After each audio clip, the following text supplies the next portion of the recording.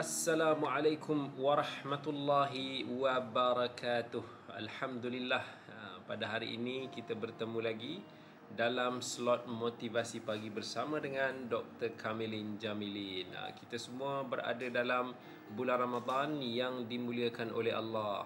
Kalau sebelum-sebelum ni juga kita ada berkongsi tentang beberapa tips tentang bulan Ramadan, tentang beberapa amalan yang boleh kita lakukan pada bulan Ramadan.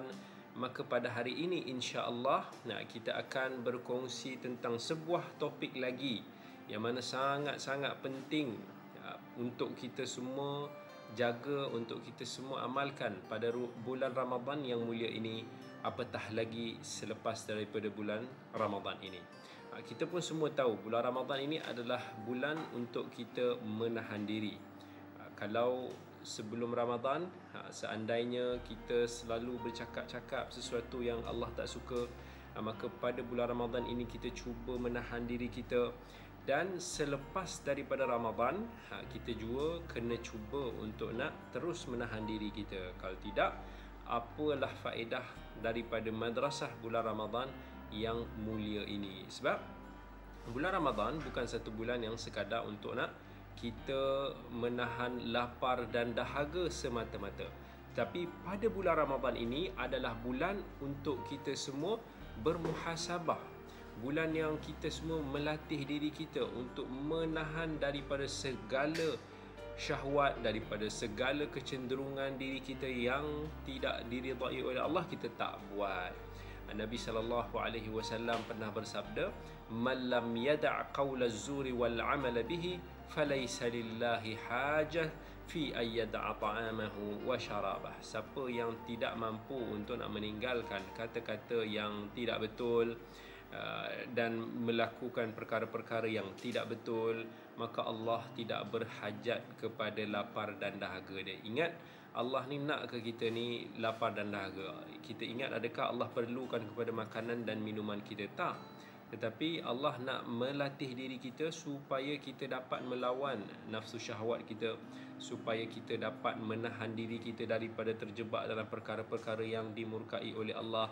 Jadi apa perkara yang paling utama untuk nak kita tahan diri kita masa kita bulan Ramadan? Iaitu kita menjaga lisan kita.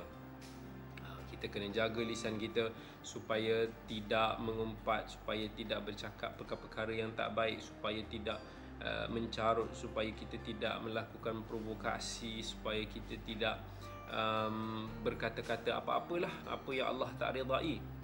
Kita semua lupa bahawa nikmat Allah yang paling besar yang dikurniakan kepada kita semua adalah nikmat lisan. Allah kata dalam Quran, "Alam naj'al lahu 'ainain wa lisanan wa syafatain." Bukankah kami telah jadikan kepadanya dua mata? Manusia ni semua ada dua mata, ada lisan, ada dua bibir. Ini semua nikmat Allah yang paling besar dalam diri kita ini. Dan lisan ini seandainya tidak digunakan di dalam ketaatan kepada Allah, dia akan menjadi satu bala kepada empunya diri. Dalam Al-Quran Allah sebut lagi, yauma tashhadu alaihim alsinatuhum wa aydihim wa arjuluhum bima kanu ya'malun. Dekat akhirat nanti semua lisan kita, tangan kita, kaki kita, anggota tubuh kita semua akan menjadi saksi apa yang kita lakukan. Kita tak mau nanti lidah kita ni dia akan cakap sesuatu yang against kita dekat akhirat nanti. Kita nak kalau boleh saksi-saksi kita ni biarlah semuanya cakap benda-benda yang baik sahaja. Kita tak mau nanti kita akan merana dan sengsara ketika mana hari kita dihisap di mahsyar kelak.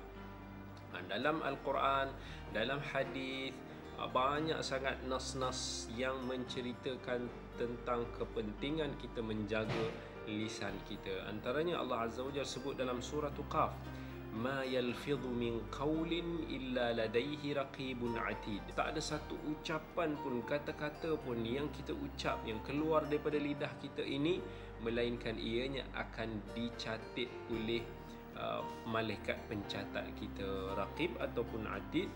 Semua itu akan mencatat segala amalan, segala ucapan kita. Dan Allah sebut lagi dalam surah An-Nahl, ولا تقولوا لما تصف ألسنتكم الكذب هذا حلال وهذا حرام لتفتروا على الله الكذب إن الذين يفترون على الله الكذب لا يفلحون.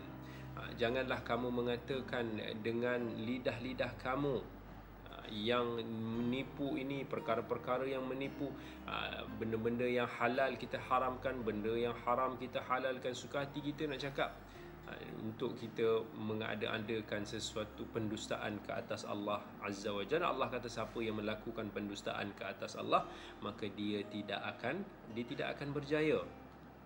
Bahkan dalam hadis riwayat At-Tirmizi, dalam hadis Muadz bin Jabal yang pernah bertanya kepada Nabi SAW tentang suatu amalan yang boleh menghampirkan diri kita kepada syurga dan menjauhkan diri kita daripada api neraka, maka Nabi SAW pun menjawab, kalau kau nak tahu semua ni, maka Nabi pegang lidah dan Nabi kata, kuf alaika hada, maksudnya jaga ini, jaga anggota kita ni, yang maksudnya lidah kita ini. Dan kemudian Muadz pun tanya, ya Nabi Allah, wa inna lamu'akhadhuna bima natakallamu bihi, kita ini akan diambil kira ataupun akan dihitung ke semua apa yang kita ucapkan ini? Maka Nabi SAW pun menjawab, adakah manusia ini banyak yang tidak diheret di atas wajah kita, maksudnya kita diheret dengan muka kita ini semua, kecuali kerana hasil daripada tuaian lisan-lisan kita ini. Maksudnya lidah-lidah kita ni semualah yang akan menjadikan kita semua ini diheret di neraka, diseksa nanti di api neraka kelak. Jadi insya-Allah kita akan sambung lagi tentang bab menjaga lisan ini. Jangan ke mana-mana, insya-Allah teruskan bersama dengan saya Dr. Kamilin Jamilin dalam segmen selepas ini. Didik TV KPM.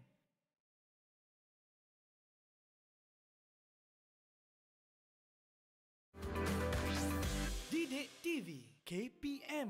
Baik semua, kembali lagi kita dalam segmen kedua pada episod kali ini. Kita tengah membicarakan tentang kepentingan kita menjaga lisan kita ini yang selalu sangat tergelincir.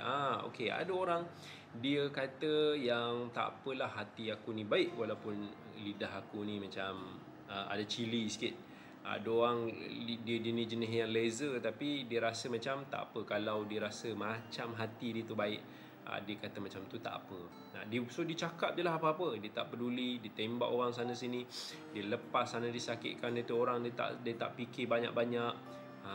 Orang macam ni dia lupa sebenarnya hadis daripada Abi Hurairah radhiyallahu anh.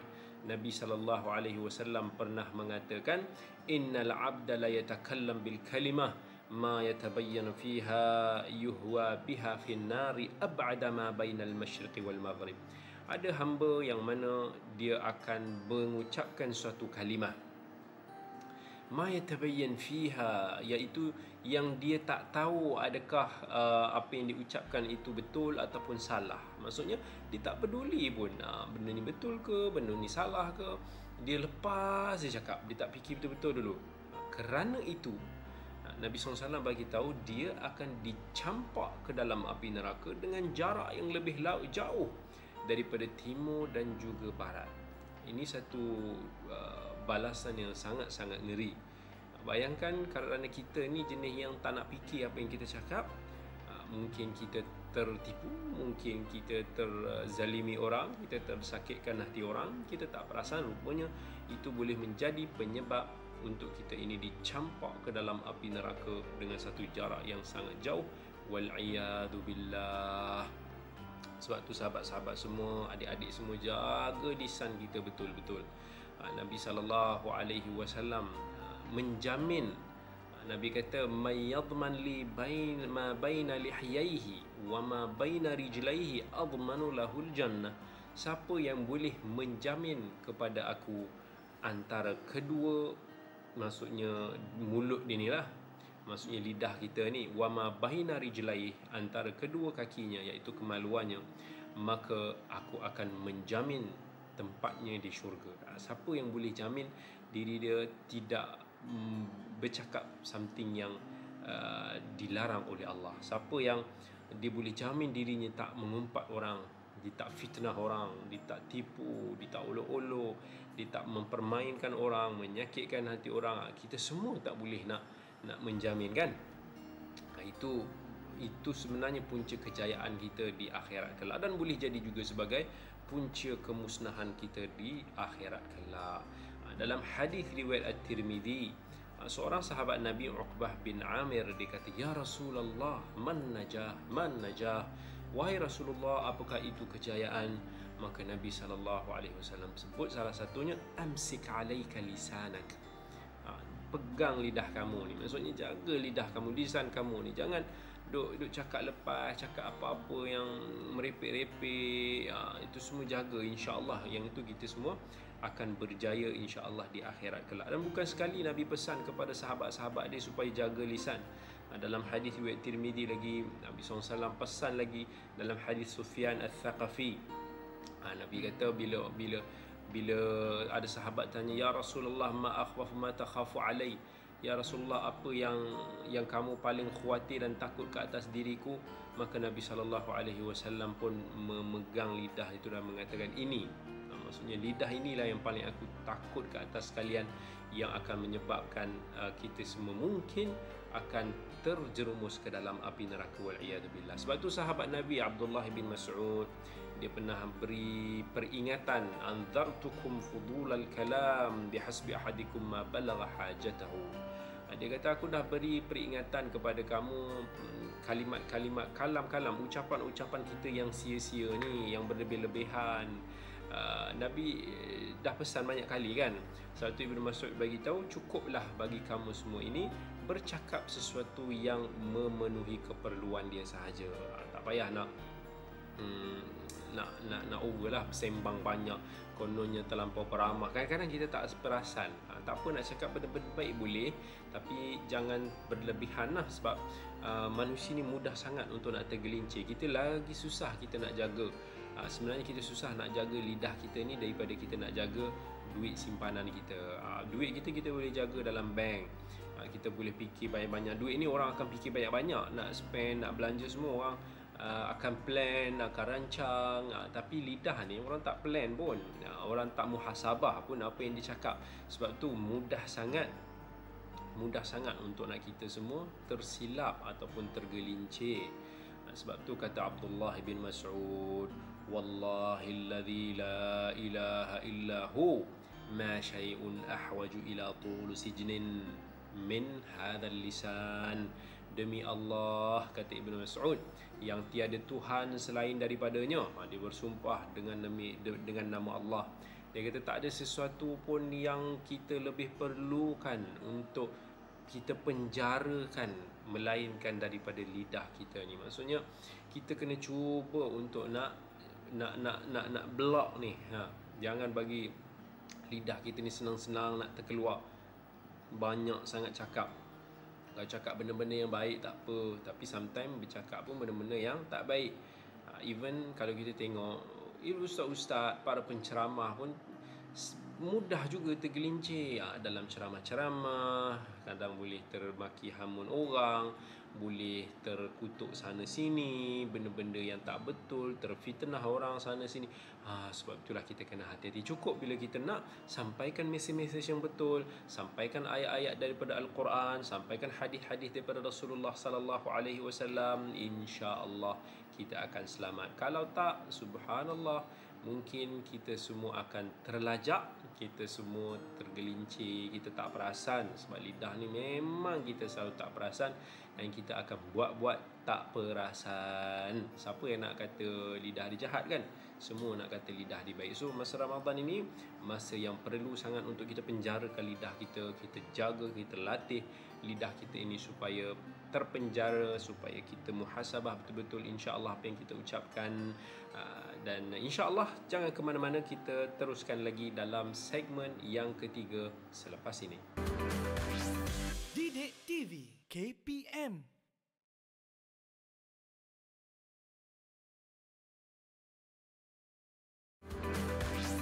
Didik TV KPM.